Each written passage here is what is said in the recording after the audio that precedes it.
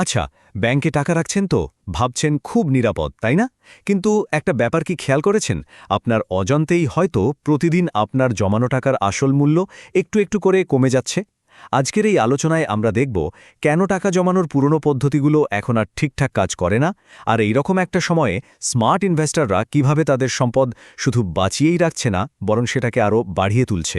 চলুন ব্যাপারটা একটু গভীরে গিয়ে দেখা যাক। চলুন শুরুতেই একটা প্রশ্ন করি।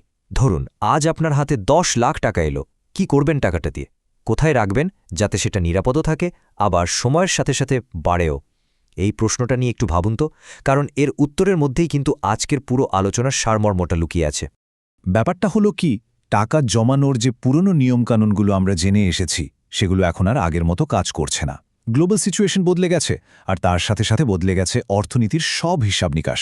চলুন দেখি কিভাবে আপনার সবচেয়ে ভরসার সেভিংস অ্যাকাউন্টই আপনার টাকার ক্ষতি করে ফেলতে পারে। একবার চারদিকে তাকিয়ে দেখুন তো। একদিকে চলছে গ্লোবাল কনফ্লিক্ট মানে যুদ্ধবিগ্রহ, আর একদিকে ডলারের দামের কি অবস্থা, প্রতিদিনই ওঠানামা করছে। তার ওপর আছে বিভিন্ন দেশের রাজনৈতিক অস্থিরতা। এই সব মিলিয়ে এখন শুধু টাকা জমানো নয়, টাকাকে বাঁচিয়ে রাখাটাই একটা বিরাট চ্যালেঞ্জ হয়ে দাঁড়িয়েছে। চলুন একদম হাতে কলমে একটা সহজ হিসাব করে দেখি। ধরা যাক 10 লাখ টাকা 1 বছরের জন্য একটা ব্যাংকে রাখা হলো।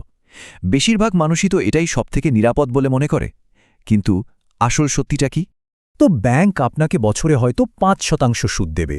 তার মানে কি, 1 বছর পর আপনার অ্যাকাউন্টে যোগ হলো 50,000 টাকা। ওয়াহ, টাকা তো বেড়েছে, তাই না? কিন্তু এখানেই আসল খেলাটা শুরু হয়। ইনফ্লেশন বা মুদ্রাস্ফীতি নামটা তো আমরা সবাই শুনি। ধরুন সেটা 8%। এর মানে হলো আপনার টাকার কেনার ক্ষমতা কমে যাচ্ছে। মানে 10 লাখ টাকার ওপর 8% ইনফ্লেশন মানে কি? সোজা হিসাবে আপনার টাকার ভ্যালু প্রায় 80,000 টাকা কমে গেল। তাহলে হিসেবটা কি দাঁড়ালো বলুন তো? সুদ পেলেন 50,000, কিন্তু ইনফ্লেশনের কারণে কেনার ক্ষমতা কমে গেল 80,000। মানে লাভ তো দূরের কথা, উল্টো নেট ক্ষতি হয়ে গেল 30,000 টাকা। তার মানে সবচেয়ে নিরাপদ জায়গায় রেখেও আপনার সম্পদ আসলে একটু একটু করে কমছে। ঠিক এই সমস্যাটা থেকেই বাঁচার জন্য স্মার্ট ইনভেস্টররা একটা খুবই সহজ কিন্তু দারুণ কাজের একটা নিয়ম মেনে চলেন। তারা কিন্তু শুধু ব্যাংকে টাকা রেখে চুপচাপ বসে থাকে না। তাদের মূল মন্ত্রটাই হলো ডাইভার্সিফিকেশন। মানে হলো সব ডিম এক ঝুড়িতে না রাখা। সহজ কথায় সব টাকা এক জায়গায় না রেখে বিভিন্ন খাতে ভাগ করে রাখা। এতে কি হয়, ঝুঁকিটা অনেক কমে যায়। এক জায়গায় যদি ক্ষতিও হয়, অন্য জায়গার লাভে সেটা পুষিয়ে যায়।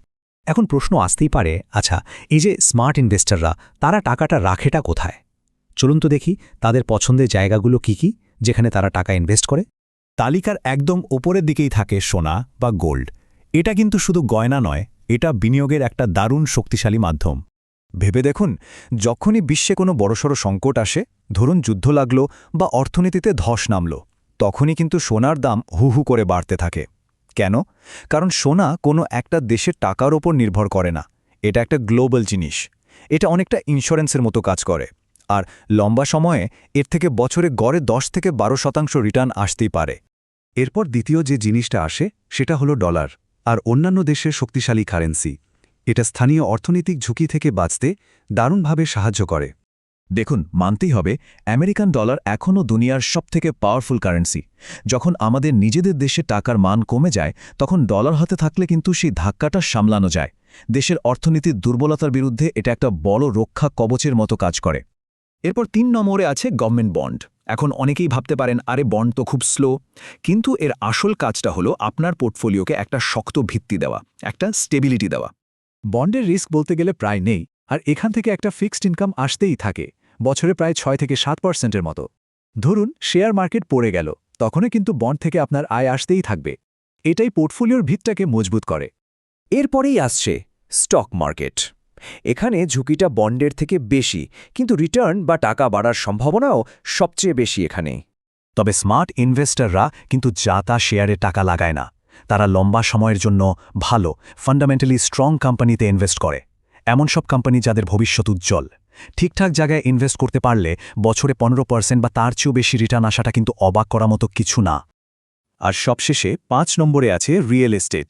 এটা তো বিনিয়োগের সবচেয়ে পুরনো আর পরীক্ষিত একটা উপায়। আমরা সবাই জানি সময়ের সাথে সাথে জমি বা বাড়ির দাম বাড়তেই থাকে, কিন্তু এর একটা সমস্যাও আছে। এটা চাইলেই চট করে বিক্রি করে টাকা পাওয়া যায় না, মানে লিকুইডিটি কম। তাই এটাকে দেখতে হবে একটা লং টার্ম ওয়েলথ বিল্ডার হিসেবে, মানে দীর্ঘমেয়াদে সম্পদ তৈরির একটা উপায় হিসেবে। আচ্ছা, এতক্ষণ তো আমরা আলাদা আলাদা করে সব দেখলাম। এখন সবচেয়ে জরুরি অংশে আসি। এই সবগুলোকে একসাথে মিলিয়ে একজন স্মার্ট ইনভেস্টর কিভাবে একটা ব্যালেন্সড পোর্টফোলিও তৈরি করে। ধরুন সেই 10 লাখ টাকার কথাই একজন স্মার্ট ইনভেস্টর হয়তো কি করবে, সে হয়তো 40% রাখবে সোনায়, 30% স্টক মার্কেটে, 20% বন্ডে, আর বাকি 10% ক্যাশ টাকা হিসেবে রেখে দেবে ইমার্জেন্সির জন্য। কিন্তু একটা কথা, এটা কিন্তু শুধু একটা উদাহরণ। কার জন্য কোনটা ভালো হবে সেটা কিন্তু তার নিজের লক্ষ্য আর রিস্ক নেওয়ার ক্ষমতার উপর নির্ভর করবে। আসল কথা হলো এই মিশ্রণটাই ঝুঁকিকে কন্ট্রোল করে। এই স্ট্র্যাটেজিটা যে কতটা কাজের সেটার প্রমাণ কিন্তু আমরা এই কয়েক বছরেই পেয়েছি। ভাবুন তো 2020 থেকে 2025 কি হয়নি? প্যান্ডামিক, যুদ্ধ, মারাত্মক ইনফ্লেশন। এই সময়টাতে যারা শুধু ব্যাংকে টাকা ফেলে রেখেছিল তাদের টাকার আসল মূল্য কিন্তু কমে গেছে। আর অন্যদিকে যারা এভাবে সোনা, স্টক, ডলারে টাকাটা ভাগ করে রেখেছিল তারা কিন্তু অনেক বেশি স্টেবল ছিল। তাহলে এখন প্রশ্ন একটাই, পথ কোনটা হবে? শুধু টাকা জমানোর পথ নাকি টাকা বাড়ানোর পথ? দেখুন, যে সেভার সে শুধু টাকা জমায়, তার টাকা এক জায়গায় বসেই থাকে। আর যে ইনভেস্টর সে টাকাকে দিয়ে কাজ করায়, তার টাকা তার জন্য আরও টাকা নিয়ে আসে। শেষে শুধু একটা কথাই বলবো, আজকের এই দুনিয়ায় শুধু বেশি টাকা আয় করলে কিন্তু ধনী হওয়া যায় না। আসল খেলাটা হলো টাকাটা আপনি রাখছেন কোথায়। যারা টাকাটা সঠিক জায়গায় রাখে তাদের সম্পদ সময়ের সাথে বাড়তে থাকে, আর যারা ভুল জায়গায় রাখে তারা কিন্তু আস্তে আস্তে পিছিয়ে পড়তে থাকে।